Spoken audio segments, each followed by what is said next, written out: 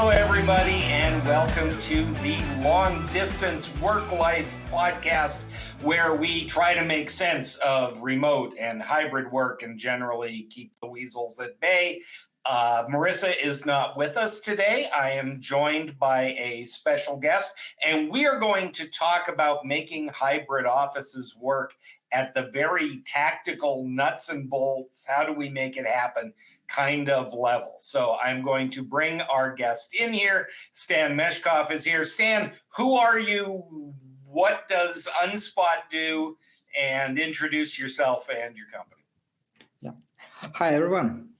Thank you that you invited me here.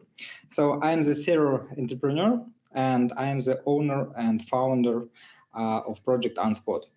Unspot is all-in-one hybrid office platform. It allows to people to schedule their work week, to choose which days they will work from office, which days they will work remotely, and it will automatically book the workplace for the person. So everybody will have the place in the office, in the hybrid office. And also it has the ability to book meeting rooms. All right, so that's a pretty good start. And I don't think anything says hybrid work like a Canadian in Las Vegas talking to a Russian in Dubai about how to book the London office. I think that pretty much explains how the world is working today. Stan, when you were putting Unspot together and we're looking at the various features of it, what was the problem you were trying to solve? What were you thinking other people were struggling with that this was going to help? Just after pandemic, people don't want to go to work 5 days per week. At the same time, when somebody wants to come to the work, he wants to understand who will be in the office. If there will be nobody from your team, it doesn't make sense to come to the office. So people must have the ability for easy checking the schedule of each other. And this was the first problem. And the second problem is that after pandemic, companies don't want to pay so much money for the office if it's almost empty. It doesn't make sense. And I decided that I can solve these issues by my application. Yeah, there's a couple of things in what you said there that I think are worth discussing. And as somebody who has paid for office space and had to have people around, I'm sure you experience this pain. The first thing is who's in the office on which day. And I suppose typical calendaring software, I mean, you can share your Outlook calendar and see who's in the office, but that doesn't really get the job done, does it? Yeah, absolutely. Because actually, sometimes you want to meet with somebody from the other team, and probably you don't have access to his calendar, but it makes sense for you. And also, most of companies, they don't use a calendar to choose which days they will work, because sometimes it's just something like today I understand that tomorrow I want to go to the office. So it's some companies are too much flexible. But at the same time, they want to have the convenient application for that. Yeah, it's a little bit easier if you say, I'm always in the office Tuesday and Wednesday, right? And everybody adjusts accordingly. What you said there is really interesting, which is, and we've talked about this on the show so many times, and I don't know that we can emphasize it too much. And that is that we are doing collectively a pretty good job of making our nuclear team solid and communicate and connected, right? The people that we work with every day, we do a pretty good job of that. It's in the rest of the organization. And as you say, I may not have access to Joe in accounting's calendar, but I really, really, really need to talk to Joe in accounting. So I think that's that's important. One of the things when I was looking at your software, and we will have, by the way, links to Unspot, to Stan, and you can check this all out yourself, dear listener. One of the things I really like is that you can create a physical map of the office, and when you're choosing spots, you kind of know who's sitting where, who's close to the coffee machine. So if it's a day when I am needing to have quiet work, I can pick the spot away from the bathroom. And if it's a day when I'm, want to talk to people, I can be more central. That's kind of an underrated feature, because I think a lot of people are really uncomfortable with hoteling, with not having assigned spaces. Has that been your experience? Yes, absolutely, because a lot of people, they just better understand what will be better for them tomorrow, or what will be better for them next week, and they want to choose the places near other people. Like, if I know that I just need to get more information about from accounting team, I can just sit in the front of them, and that's okay. So yeah, that's a kind of flexibility which people want. I know that you've got clients all over the world. You don't have to rat anybody out, but are there organizations that adjust to this kind of software scheduling kind of formal arrangement? And what's the objection? I mean, when people say, no, we don't want to make this easy, what's the objection to it? Oh, actually, a lot of people, they say like, okay, I want to go to office like 2 days per week, but I want to have my personal desk. But for some companies, that's not the option, because they just hired a lot of more people during pandemic, and right now it's like 2,000 of people for 1,000 of desks. So, but one of the things that a lot of people, they just want to have their personal desk, even they go to office 1 day per week. Some of you who are listening to this will understand, because Marissa did an excellent job of posting a clip just this week, in fact, from a previous show where we were talking about hoteling. And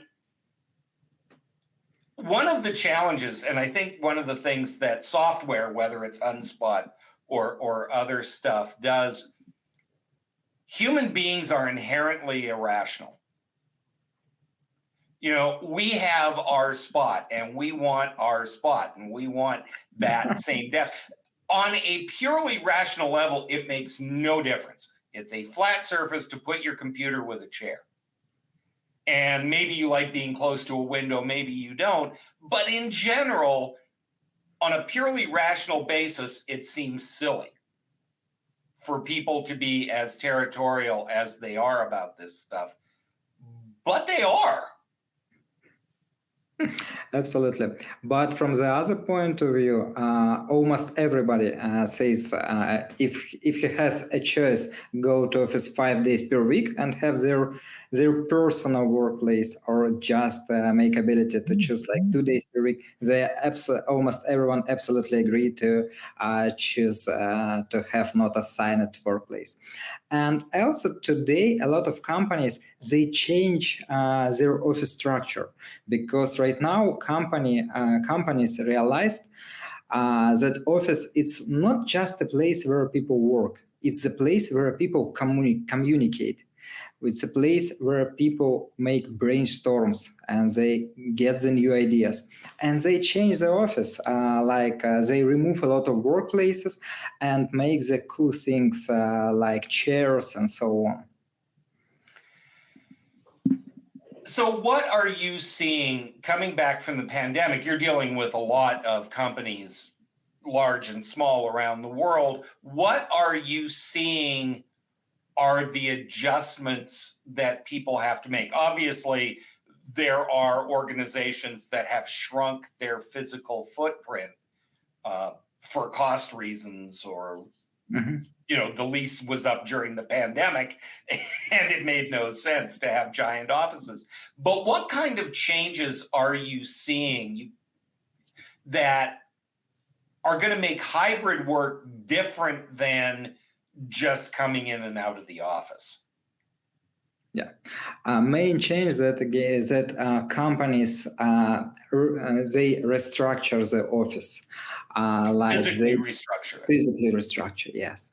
They do a lot of place for Zoom calling, like the Zoom call for Zoom meeting room for one person, and they create a lot of new meeting rooms because it's better place for collaborate by team, and they change the structure of open space. Like they just make the sofas in the center of the office to allow people to just communicate instead of work. Because again, right now, a lot of companies think about the office not as the place to work, but as the place for communication, for the physical communication, and the place for creativity, because it's really hard to be creative when you're talking by Zoom. Zoom is absolutely great for regular work. They're absolutely great for a lot of tasks and discussion, but it's not so good for creativity when you just need to imagine something new. And it's better to do in the office. And I think that's something that if you're listening to this show and you're thinking about return to office, I think that's one of the things that has fooled people about going back to the office. I don't know anybody, and maybe if you have, listener, you can drop us a line and tell us that I'm wrong. But I don't know anybody whose return to office plan went exactly the way they thought it was going to. And a lot of that is because the physical structure of the office didn't change. Nobody moved walls, nobody changed how the meeting rooms were set up. It's just when I go into the office, I'm sitting in a cube farm and nobody's around me. And so the kind of things that Stan is talking about in terms of planning, where are you meeting, where are the areas that I can take a Zoom call without bothering Alice, is important. What is the coolest thing, Stan? What is the coolest thing that you've seen people do as they restructure their office? The coolest thing that I have seen, it's when they just absolutely just remove it to trash all old furniture and make it absolutely new and interesting when they created the tables for working when you stay instead when you sit. It's when they just rethinking everything and people come to office and realize that there are a lot of cool places that they love to spend time. Yeah, I mean, a simple thing like a standing table is great for, hey, let's you and I get together and have this conversation and let's hash this out. And you're not sitting, it's a different energy level. And things like that, I think, are really important. Stan, as we get to the end of our time, nobody designs software with small things in mind. To your mind, if you have, the chance for world domination, what is Unspot? Ultimately, what do you want Unspot to do? I want to be something like smart, your person or smart assistant in office for every person in office. So it's like I want to have everything as smart as possible.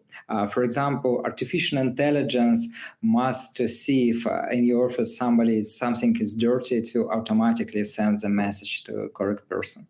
It's will just by artificial intelligence cameras check that your meeting room is not finished yet. It will automatically make the booking longer and so on. So I want to have my tool as artificial intelligence smart assistant for every person in office.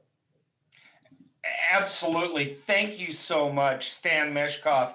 Unwork, we will have links to all of that good stuff so that you can check it out for yourself. We will have links to Stan personally if you want to reach out to him and talk to him. We encourage that on this show, people getting together and doing good things. I am going to give Stan a chance to say goodbye to everybody real quick. All right. Thank you again. Thank you for this conversation, and goodbye to everybody. And I am just going to wrap things up here. I'm really excited. Kevin and my new book, The Long Distance Teammate, that's the old book, Long Distance Teammate, Stay Engaged and Connected, Working Anywhere. The new book is The Long Distance Team, Designing Your Team for Everyone's Success. It comes out February 28th. February 27th, we are going to have a virtual LeaderCon event all about culture and team design. The links will be on our show notes, which are on longdistanceworklife.com. If you enjoy the show, if you enjoyed our conversation with Stan, you know the drill. Like and subscribe. You can like us on, you can watch us on YouTube. I understand the limited value of this, or you can listen to us wherever you get your regular audio podcasts. We are real excited. You can reach out to myself or Marissa at the Kevin Eikenberry Group. We can talk about how we can work with your team. You can give us feedback on the show or tell us who we should be talking to. Who's interesting to you? That's what we want to know. Okay, the show notes are on Long Distance Work Life. I want to thank you very, very much. My name is Wayne Trammell on behalf of Marissa Eikenberry. Don't let the weasels get you down, and we will talk to you soon.